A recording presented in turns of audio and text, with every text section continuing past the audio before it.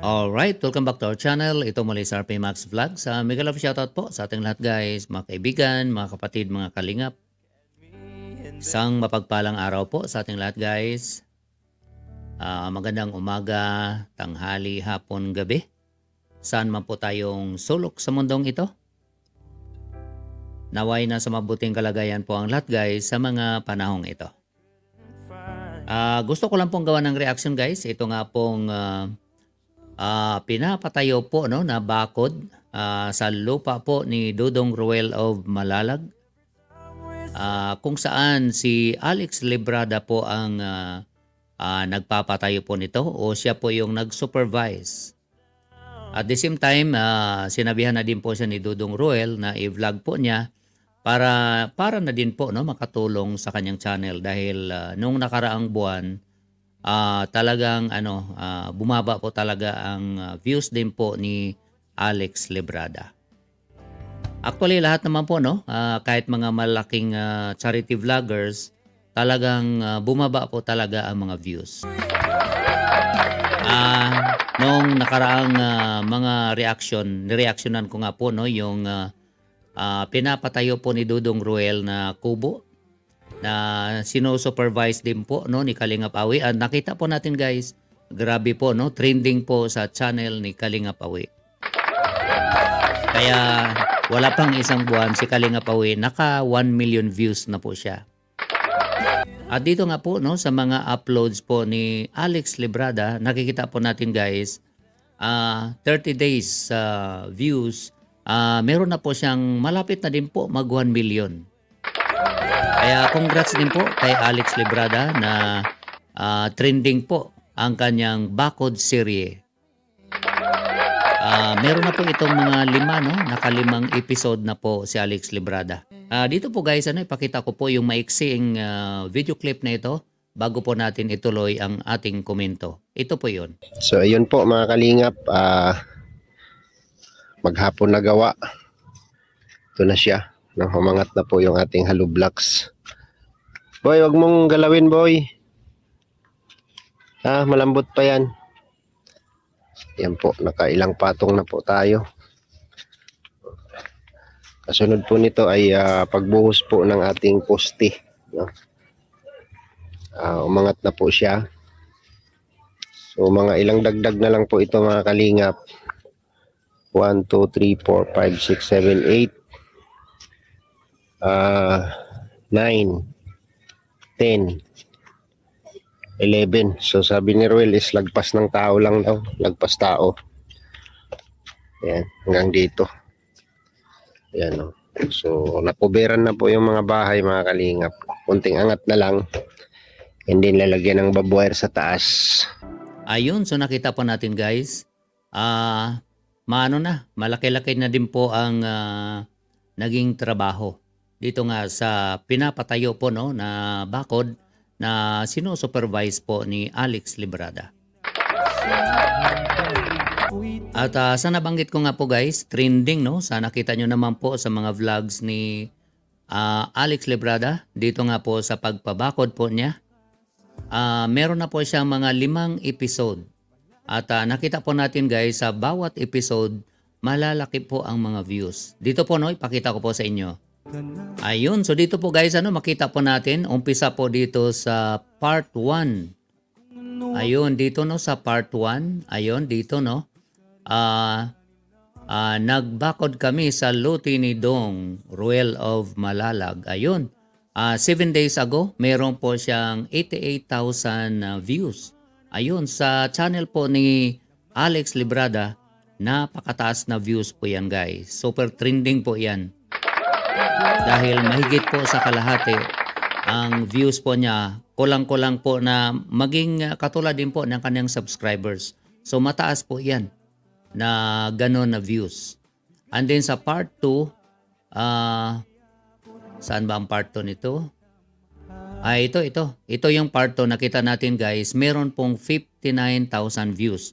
Sa dashboard baka mga 60,000 ito. So malakas no? Tapos yung part 3, ayun, dito merong 63,000 views. And then sa part 4, ayun, 53,000 views. So sa part 5, meron po siyang 41,000 and still tumataas pa po ito. Ayun, so nakita natin, talagang trending guys, no? Ang bakod serye ni Alex Librada. So congratulations kay Alex Librada. Napakagandang views po niya sa bakod serye po niya. Para pong kubo serye po ni Kalingap Awi, ganun din po, trending din po sa kanyang channel. At sa nabanggit ko nga po, sa tingin ko, baka in 1 month time, si Kalingap Awi, baka mag 100,000 subscribers na po siya. So congratulations kay Kalingap Awi at dito nga po kay Alex Librada, congratulations din po sa kanya. So dito guys, napansin ko, yung mga supporters, pagka ika nga pinakiusapan ni Dudong Ruel, dito nga no, kay Alex Librada at kay Kalingap Awi, dahil sila nga yung, kasi wala nang time si Ruel of Malala guys, dahil nga busy po siya sa kanyang mga charity. Pinaubaya na lang po niya sa mga taong katulad ni Alex Librada at saka kay Kalingap Awi itong pagpagawa nga ng kubo at itong ang pagpabakod ng kanyang lupa. At hanga naman ako sa mga supporters ni Dudong Ruel na talagang nandoon sila, nakasuporta po talaga sila. Nakiusap po si Ruel na suportahan si Alex o si Kalingap Awi dahil siyempre para po umangat ang kanilang mga views. At dito nakita natin guys, trending ang kanilang mga views dahil solid po talaga ang suporta ng mga supporters. So again, congratulations sa kanilang dalawa. So may napapansin lang ang mga viewers na bakit daw mataas. Okay, yung iba namang mga nakakaintindi po, nagko-comment din po sila kung bakit kailangang mataas ang bakod. Sa nakikita nyo guys, merong bahay na nakadikit. So pag ganoon po talaga na may bahay na nakadikit, kailangan po talaga mataas ang bakod. Kasi for security mo na rin at for safety ng iyong bahay. Dahil kung ang bahay mo, let's say, dyan din po malapit sa bakod o meron kang kubo halimbawa dyan, in case na masunog po yung kapitbahay, kung wala pong pader na humaharang, automatic, masusunog din po yung either yung bahay mo o yung kubo na tinayo mo po dyan na malapit lang po sa bahay nila. Kaya dapat talaga mataas yung pader para kung masunog man yung kabila, hindi ika nga makatawid dito sa kabila. So, ganun po talaga pag may mga nakadikit. Parang firewall na din po iyan. Dagdag na dahilan pa po, para din po yung mga hayop, no, hindi po basta-basta makatawid dito sa property nga ni Dudong Ruel. Kasi kung open po yan, siyempre yung mga aso o kung ano man yung mga hayop, pwede pong tumawid. Kaya dapat po talaga, isarado mo talaga yan. Kung pwede, mataas talagang pader. At dito nga guys, nakita natin yung kapitbahay, nagtapon pa ng basura dito nga sa lupa ni Dudong Ruel na nakita po ni Alex. So, kailangan talaga for privacy, for security, kailangan mataas talaga yung pader. Ang isa lang nakikita ko dito guys, pati pala sa kabilang side, meron palang mga bahay din. So, ang mangyari talaga, paikutan talaga ito ni Dudong Ruel na ganun din po kataas ang pader. So, kung mga 11 kahalo blocks yan, so mga 7 feet siguro pataas. So, letter U yung nabanggit ni Alex. Kung letter U yan na ganun kataas yung pader, ang isa namang makompromise po dyan, yung flow po ng hangin. So, sinadjust nga ni Alex Librada, isuggest niya kay Dudong Ruel na dapat ang sa harap open. So, yun po guys ang ating reaction dito nga po sa trending na bakod serye ni Alex Librada, yung kanyang pabakod sa lupa po ni Dudong Ruel of Malalag. Siya lang po ang nag-supervise. Siyempre gastos po lahat yan ni Dudong Ruel of Malalag. At dito nga guys, napansin natin na may bahay na tinamaan at actually may CR pa na nasira, no. Ang kagandahan po, ipapagawa po nila. Meron pong supporters na naawa po dito sa kapitbahay at gusto din pong tulungan.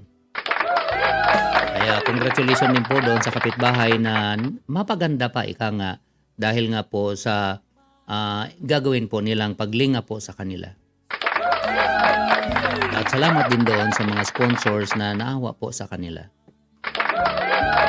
So, yun lang po guys ang ating konting komento. At again, congratulations kay Alex Librada sa paganda po ng kanyang views dahil nga po dito sa kanyang Bakod serye. The same din naman po sa Kubo serye ni Kalingap Awi.